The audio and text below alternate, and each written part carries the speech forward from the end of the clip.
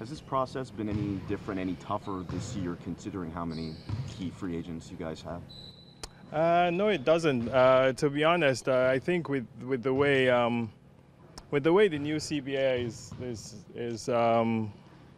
is going, constructed, I feel that player development is something that we have to pay attention to, and so whatever young players or draft picks we have, we just have to pay attention to it. And you never know, like you never know when you're gonna hit with that or something that pans out to help your team in any kind of way. I want to say 23 is an asset, but we concentrate on finding that player, the best possible player that we can at where we're picking. Are you in a position where you need someone you're going to pick at 23 to help you right away, or are you more, given the status of your team, more comfortable taking a player who could play in Europe for a couple of years? Yeah, well, comfortable either way. I think a player that we feel has some upside, or there's something that player does, like that translates to the NBA and we can use on our team, whether it's now or the future. So we're really open-minded when it comes to this pick. It's not very often you see in the 20s where guys come and contribute right away, but sometimes we say you never know, and we're excited about this draft and this process. Does anything that's happened around the league over the last week affect not only how you're feeling heading into the draft, but also into a big free agency? What has happened? Nothing has happened. It's been very quiet. I think this is why you wait and you kind of go through the process of evaluating your team and seeing kind of what shakes up in the NBA, because one day it's quiet, the next day it's noisy. That's just how the NBA works. And with all these things going around, you make calls, you listen to calls, and you see what fits your team. And leading up to the draft and on draft day, that's another deadline that we work with on our side. So things will shake up a little bit, and we'll see how it affects the Raptors. The team has last year 7 young guys in the rookie deals, and you've got another draft pick this year. How many of these young guys can one person squeeze into a 15-man roster? 17, I think now with the two-way contract, we can squeeze in 17. Listen, it's where our team is, and I think the most important question is how many of these guys are contributing to your team, and we feel that, even the rookies we had last year at points in time in the season, they contributed, they're getting better. So we can have as many, to me it doesn't bother me as long as we're making progress and they're getting better. Do you feel you're more clear on where you're going to go with your free agents, starting from Kyle and working your way down? Well, from what he tweeted yesterday, I think we're comfortable. Any direction that we're going, I think we're well prepared. That's what I should say. We're very well prepared after studying it for, however, a couple months after the season has been over. I think we're excited about the guys, our free agents, and if that goes the other way, we're excited too. We have to prepare. We have to prepare for all of that. So I think it's a good time for us. Looking at the league, looking at where everybody is and all the action, and hey, we're in this thing to compete and to get better. So we'll see where it takes us. You said goes the other way. Do you see it as sort of like a either-or scenario, like you stay competitive or you take a step backward, or several steps backwards maybe, or is there sort of a middle path that you see? There might be a middle path, I don't know, but we have to study the middle path too. You have to study all of them. There's no way we can overlook anything. So there's probably like 5 different scenarios we've looked at, and studying them pretty hard and see where they take us. What are the 5 scenarios? I wish I could tell. I wish I could tell you. You know a couple though. You said right after the season that you couldn't have made a decision at that point anyway. Mm-hmm. given what's already happening in the league and what's happened over the last 2 months, how much closer are you to figuring out where, are you having an idea of which way you might go?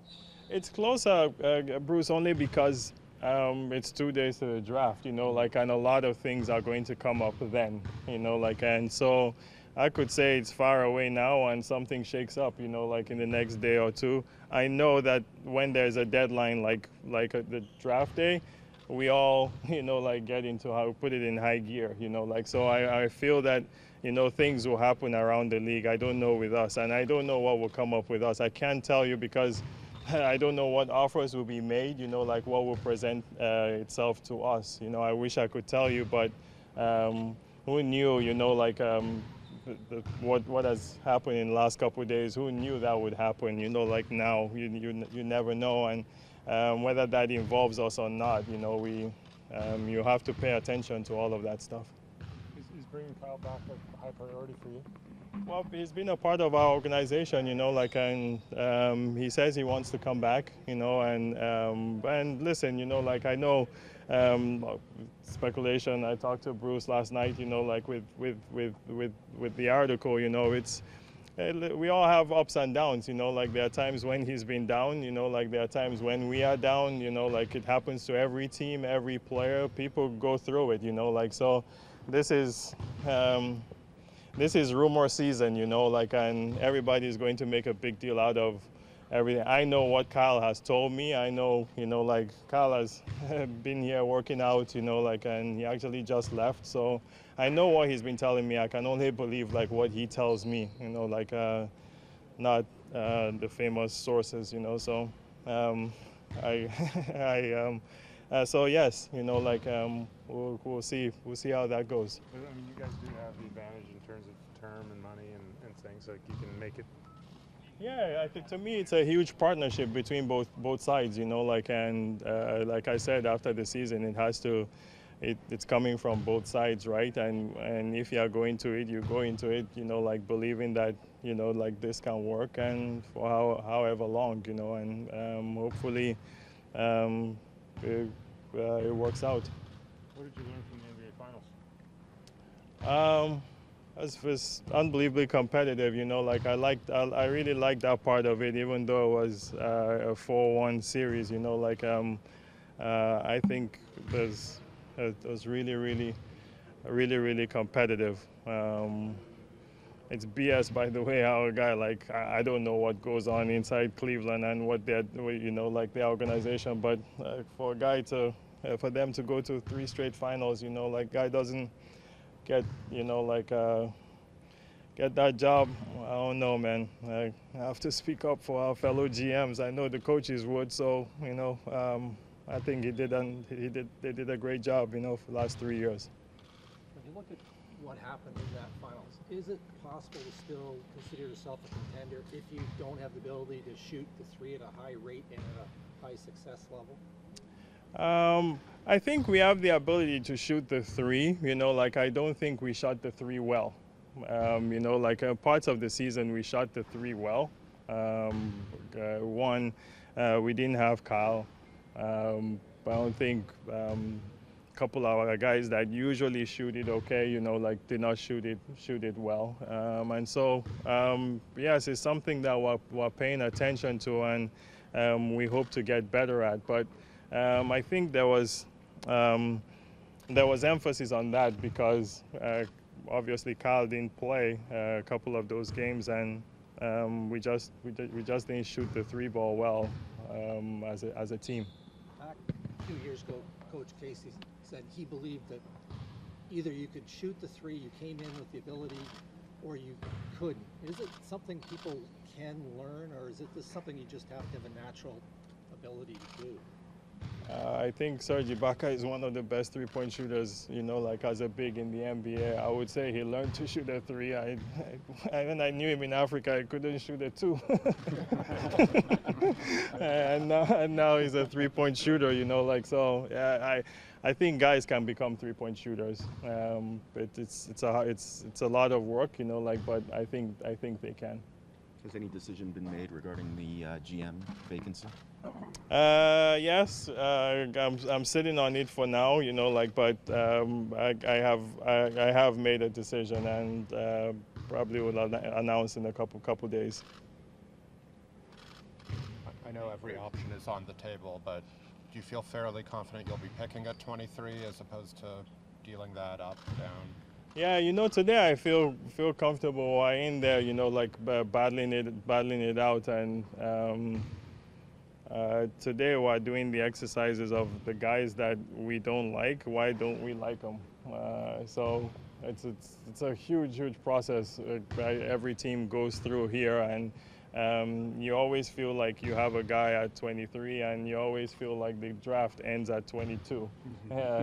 Depending on what pick you have, it always works out that way. Last year we thought the draft ended at 8, and we got Purtle. That's just how it is. It's a huge process for us now, and I think as the day rolls, tomorrow comes, and Thursday comes, you get more and more comfortable with that pick.